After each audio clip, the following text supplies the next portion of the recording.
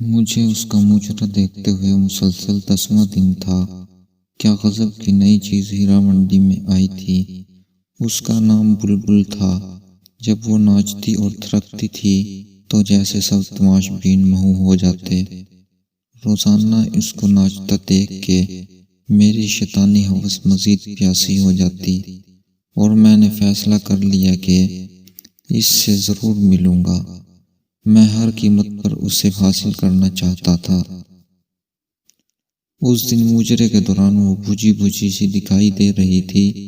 اس کے ناچ میں وہ روانی بھی نہیں تھی، لیکن مجھے اس سے ملنا تھا، بات کرنی تھی اور معاملات طے کرنے تھے۔ مجرے کے اختتام پہ جب سب تماش بین چلے گئے تو میں بھی اٹھا۔ وہ کوٹھے کی بالکنی میں اپنی نائکا کے ساتھ کسی بات پر الجھ رہی تھی۔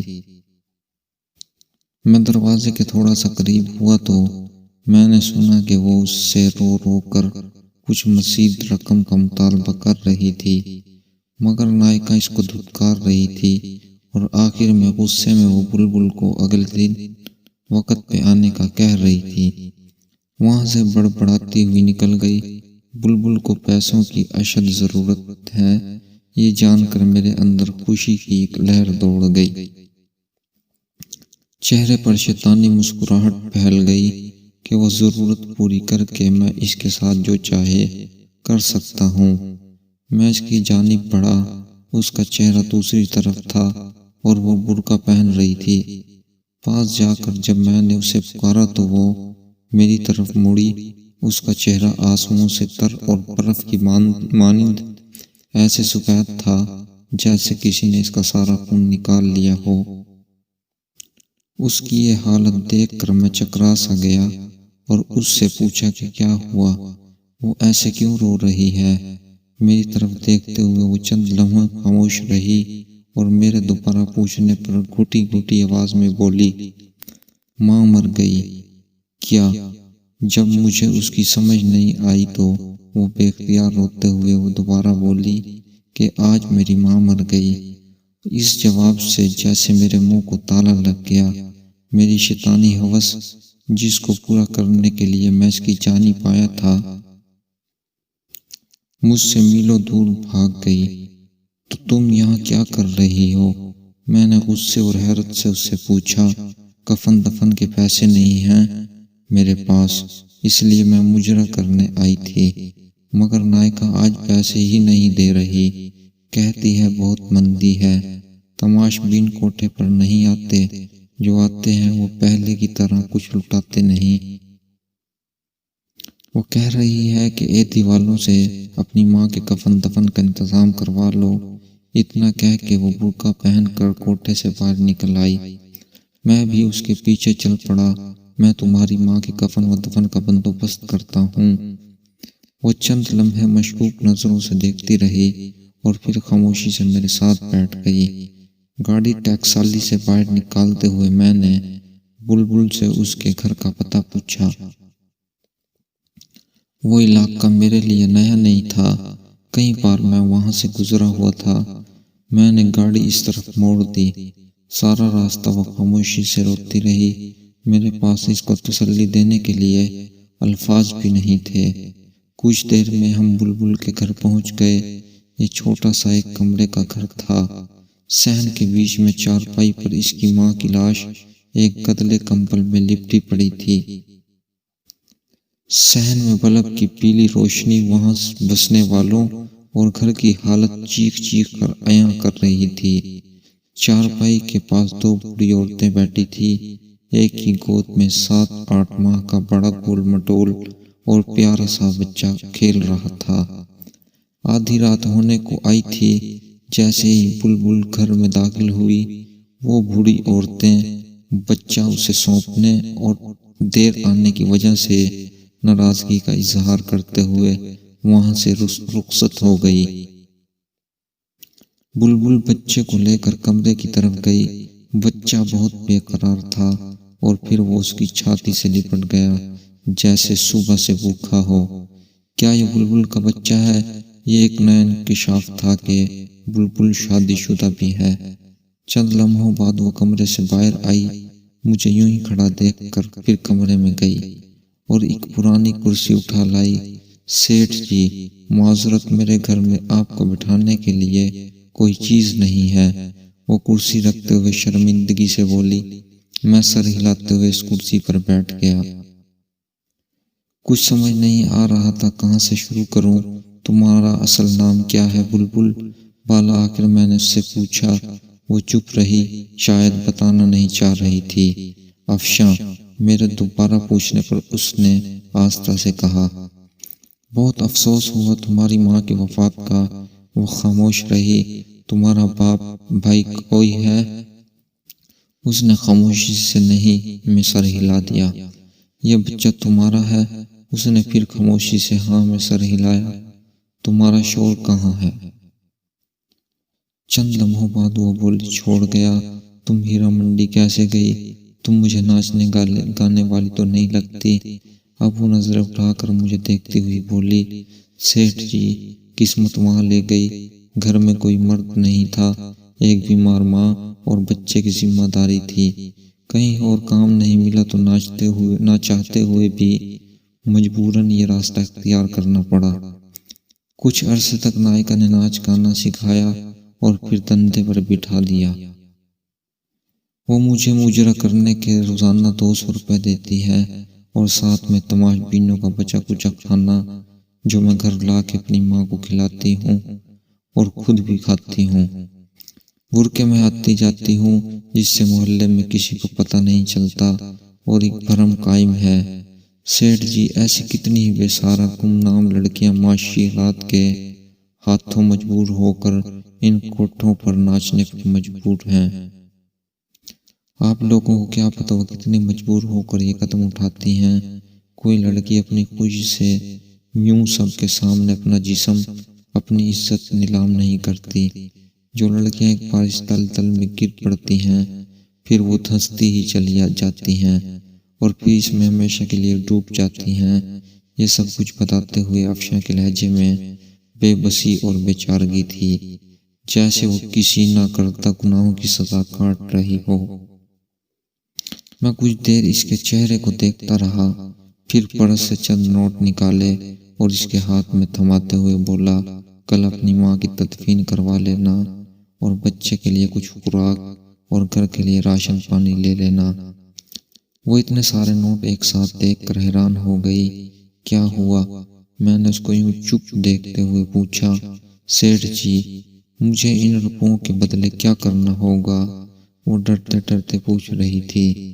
شاید یہ سوچ رہی تھی کہ ان نوٹوں کے بدلے سیٹھ پتہ نہیں کب تک اس کا جسم نوچے گا۔ اب تک اس کو سیٹھ کی رکھیل بن کر رہنا پڑے گا۔ اس کی بات سن کر مجھے اپنے آپ سے اتنی نفرت ہوئی کہ میں خواہش کرنے لگا کہ زمین پھٹ جائے اور میں اس میں سما جاؤں۔ مجھے احساس ہوا کہ میں ذلت اور اپنے کردار کی پستی کی آخری حد کو چھو رہا تھا۔ میں اس بے حس معاشرے میں ایک تنہا اور بے سہارا لڑکی کی مدد کر رہا تھا، مگر وہ اس کو بھی ایک ڈیل کے طور پر سمجھ رہی تھی۔ شاید جہاں سے میں اٹھ کر آیا تھا وہاں پر جانے والے لوگوں سے بغیر کسی وجہ کی مدد کی توقع نہیں کی جاتی۔ میں نے لرزتی آواز میں جواب دیا، تمہیں کچھ نہیں کرنا پڑے گا اور تم اب کوٹھے پر مجرا کرنے نہیں جاؤ گی۔ اپنے گھر میں رہو گی، ہر مہینے تمہیں منی آرڈر مل جایا کرے گا۔ تم نے کرنا بس یہ ہے کہ یہ جو بچہ تمہاری گود میں ہے اس کی تربیت ایسے کرو کہ ایک دن بڑا ہو کر تمہارا سہارا بن سکے۔ یہ جو رقم میں بھجواؤں گا یہ تم پر قرض ہے، اور جب تمہارا بیٹا جوان ہو جائے، ایک قابل انسان بن جائے گا تو تم مجھے واپس کر دینا۔ افشاں حیران پریشان کھڑی مجھے دیکھ رہی تھی، اس انسان کو جس کے سامنے ابھی وہ ناچ کر آئی تھی۔ وہ اس سے ایسے بات کر رہا تھا، پھر وہ بے آواز رو پڑی۔ مجھ سے وہاں رکا نہیں گیا۔ میں نے افشاں کے گھر کا پتہ لیا، اس کو اپنا کیا وعدہ یاد دلا کر وہاں سے رخصت ہو گیا۔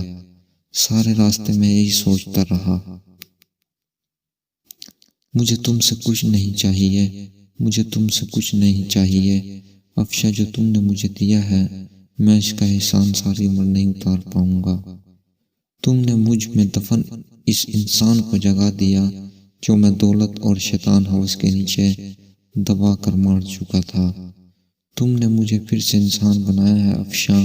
اس واقعے کے بعد میں ان تمام برے کاموں سے توبہ کر کے اس کی بارگاہ میں گناہوں کا بوجھ لیے حاضر ہوا۔ ہر روز اس کے سامنے اپنے گناہوں کا اعتراف کرتا، اس سے معافی کی درخواست کرتا۔ میں باقاعدگی سے ہر ماہ افشا کو منی آرڈر بھجواتا رہا۔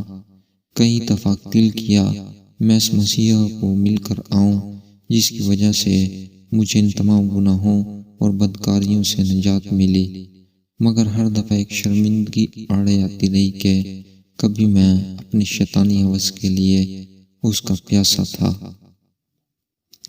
اور پھر وقت گزرتا چلا گیا، دن مہینوں میں بدلنے لگے اور مہینے سالوں میں تبدیل ہوتے گئے، مگر میں افشا کو بھولا نہیں تھا۔ وہ بھی میری طرح بوڑھی ہو گئی ہوگی اور اس کا بیٹا بھی جوان ہو گیا ہوگا، پتہ نہیں کس قابل بنا ہوگا، اپنی ماں کا سہارا بنا ہوگا کہ نہیں۔ میرے بچے جوان ہو گئے تھے، زندگی اتار چڑھاؤ کے ساتھ مسلسل چل رہی تھی۔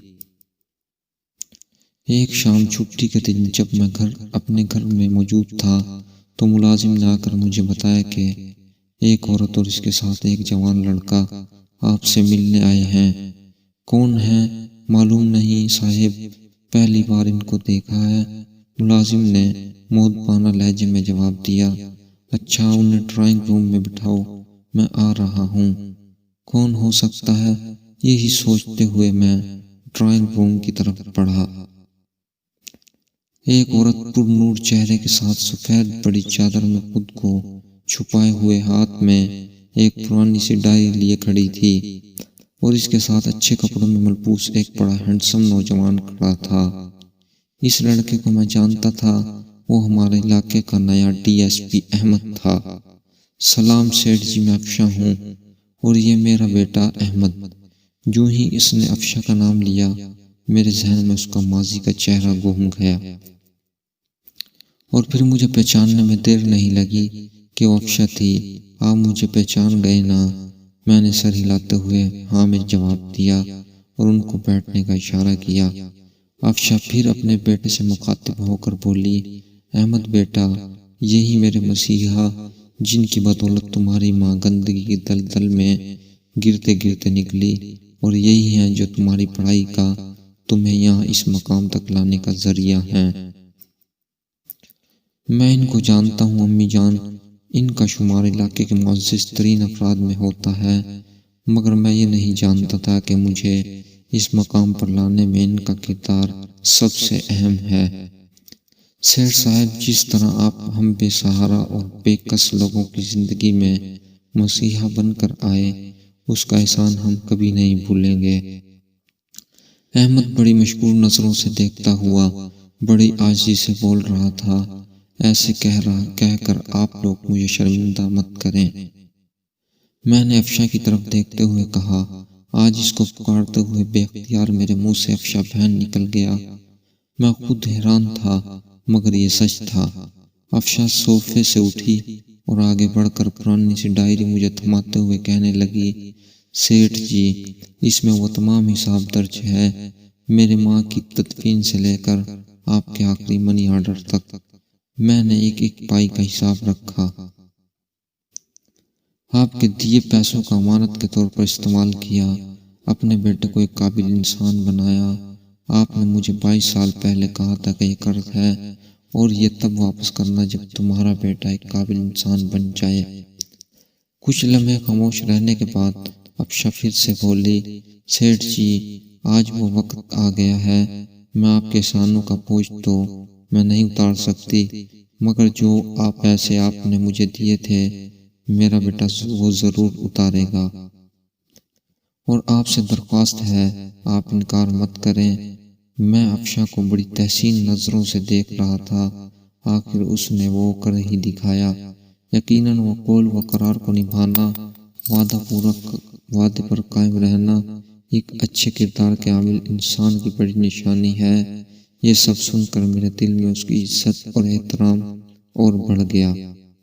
میں نے تم کو بہن کہا ہے افشا بہن، اور میں یہ پیسے کیسے تم سے لے سکتا ہوں؟ مجھے یوں شرمندہ مت کرو۔ میرے رکے رکے الفاظ میں پیسے نہ لینے کی معذرت چھپی تھی، مگر وہ بضد تھی۔ مجھے اس کے سامنے ہار ماننا پڑی اور وہ تمام پیسے جو میں اس کو منی آرڈر کی صورت میں بیچتا تھا، اس کو واپس لینے کی حامی بھرنی پڑی۔ پھر وہ دونوں مجھے اپنے نئے گھر کا پتہ دے کر اور آنے کی تاکید کر کے وہاں سے چلے گئے۔ ارم، میں نے تمہیں کسی سے ملوانا ہے، میرے ساتھ چلو گی؟ شام کو میں نے اپنی بیگم سے کہا۔ کیوں نہیں چلوں گی، مگر کون ہے اور کس سلسلے میں ملنا ہے؟ بیگم نے سوالوں کی بوچھاڑ کر دی۔ میں نے روبی بیٹی کے لیے ایک لڑکا پسند کیا ہے، تم مل لو، اگر تم کو پسند آ جائے تو پھر اس کے بعد روبی سے بات کر لینا۔ میں نے مختصر لفظوں میں اسے وجہ بتائی۔ اگلے دن میں اور میری بیگم ارم ناز افشا کے گھر میں تھے۔ ارم کو بھی احمد بہت پسند آیا۔ ہم نے افشا سے احمد اور روبی کے رشتے کی بات کی۔ افشا کو بھلا اس سے کیا اعتراض ہو سکتا تھا؟ وہ پھولے سے نہیں سما رہی تھی، اور یوں میری بیٹی کا رشتہ افشا کے بیٹے احمد سے طے ہو گیا۔ وہ تعلق جو ایک طوائف اور تماش بین جیسے گندے رشتے سے شروع ہوا تھا، اس کا اختتام ایک نہایت مہذب رشتے کی شکل میں ہوا۔ یہ سچ ہے کہ ہر انسان کو قدرت سدھرنے کا موقع ضرور دیتی ہے، کبھی گندگی کے ڈھیر سے اس کو ایسا سبق سکھا دیتی ہے، کبھی دو بٹ کے لوگوں کو ملا کر سیدھے راہ پر لے آتی ہے، اور انسان ساری زندگی اس کے مطابق گزارنے کو فخر محسوس کرتا ہے۔ کبھی وہ طوائف اور میں تماش بین تھا، مگر آج وہ میری منہ بولی بہن اور اس کا بیٹا میری بیٹی کا شوہر ہے، اور مجھے ان دونوں رشتوں پر فخر ہے۔ آپ کو کہانی کیسی لگی؟ پلیز کمنٹ میں ضرور بتانا۔ شکریہ۔